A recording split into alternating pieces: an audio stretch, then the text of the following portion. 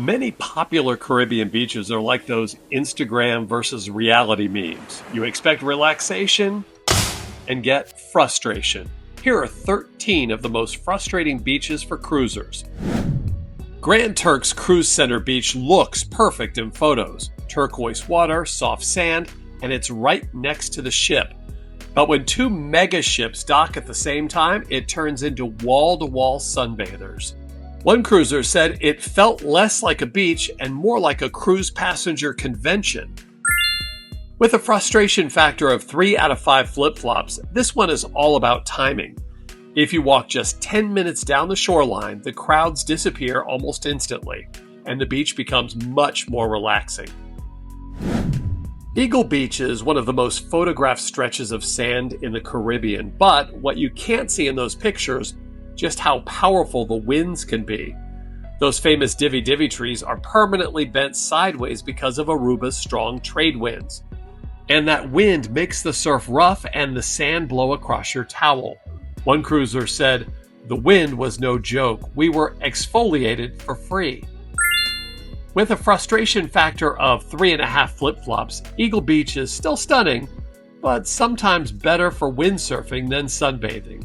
If you want calmer water, more shade, and easier access to food and restrooms, Palm Beach is a much more cruiser-friendly option. Isla Verde is a wide, beautiful beach, but it's not always ideal for short cruise stops. It's farther from the pier, the surf can be rougher than expected, and the airplanes overhead can be surprisingly loud. One cruiser put it best, "Great beach, but not great for a short port day." With a frustration factor of 3.5 flip-flops, this beach is best for longer visits. Condado Beach is closer, calmer, and much easier to enjoy when you're racing the clock. JUNKANOO Beach is just a short walk from the ships, which makes it extremely convenient and extremely crowded. Multiple bars blast music, packed chairs cover the sand, and it never really quiets down. One cruiser said, "Convenient, but absolutely packed." With a frustration factor of 4 flip-flops, this is great for people who want a party vibe. If you want something calmer, walk toward the far end near the hotels where the water gets clearer and the crowds thin out. Playa Dorado is beautiful, but getting there can feel like a challenge.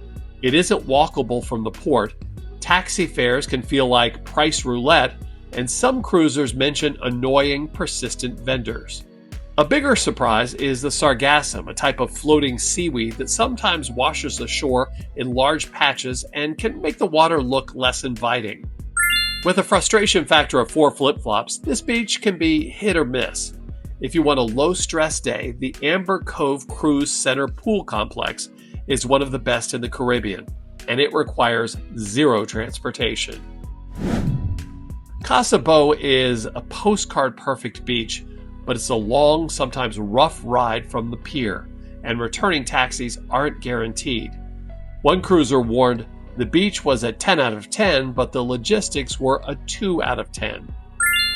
With a frustration factor of 4 flip-flops, this spot is amazing if you plan ahead.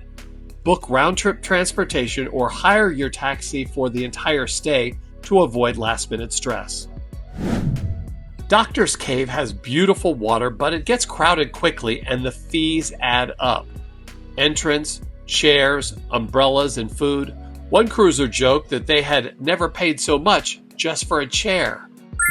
With a frustration factor of 4 flip-flops, it's a good beach, but not always the best value. A resort day pass often provides more space and more included amenities for a similar price.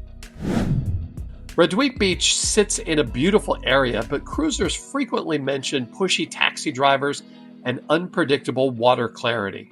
One visitor said aggressive taxi drivers made it stressful. With a frustration factor of 4 flip-flops, this beach can be hit or miss. Pigeon Island Beach is a quieter, cleaner, and more relaxing alternative. Playa Bonita is beautiful in a wild, natural way, but it's not the gentle, swimmable beach many cruisers imagine. Strong waves, driftwood, and a long taxi ride can make the visit feel rushed. One cruiser said, "Lots of debris washed up, not the postcard Costa Rica beach. With a frustration factor of 4 flip-flops, this beach is best for adventurous travelers. If you want a safer, more predictable experience, book a guided beach excursion with designated swim areas and lifeguards. Magen's Bay is stunning, but when multiple ships are in port, it can feel like everyone ends up here at the same time. Long taxi lines and crowded sand surprise many visitors. One cruiser said, "Every ship in port empties into this one beach." With a frustration factor of 4.5 flip-flops, it's still worth seeing, but Secret Harbor and Lindqvist Beach offers a much calmer experience. The 3 most frustrating Caribbean beaches are coming up next, but you'll never be frustrated by missing one of my videos if you give this one a thumbs up and subscribe to the channel, and I'd sure appreciate it. The baths are gorgeous, but the journey to get there from a cruise ship is stressful. Tender to shore, ferry to another island, taxi to the trail, and then a hike through the boulders, all while watching the clock.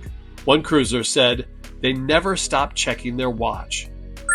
With a frustration factor of 5 flip-flops, this is a bucket list stop that requires a long port day or ship-sponsored excursion. CABBAGE Beach is beautiful, but the waves can be rough and the walk from Atlantis takes longer than expected. Many cruisers are surprised by the constant vendor attention, to put it kindly. One cruiser complained, "I've never said no thank you so many times." With a frustration factor of 5 flip-flops, this beach is stunning but chaotic. For a calmer, more comfortable option, head to Cable Beach instead. Maho Beach is famous for the airplanes, not the relaxation.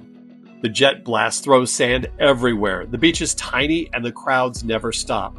One cruiser said it best, "Cool to see once, terrible to stay." With a frustration factor of 5 flip-flops, this is the ultimate visit briefly beach. Spend 15 to 20 minutes watching the landings, then head around the corner to Mullet Bay. Mullet Bay is everything Maho Beach is not. Wide, calm, and unbelievably beautiful. It has soft white sand, crystal clear turquoise water, gentle waves perfect for swimming, and plenty of room to spread out even on busy cruise days.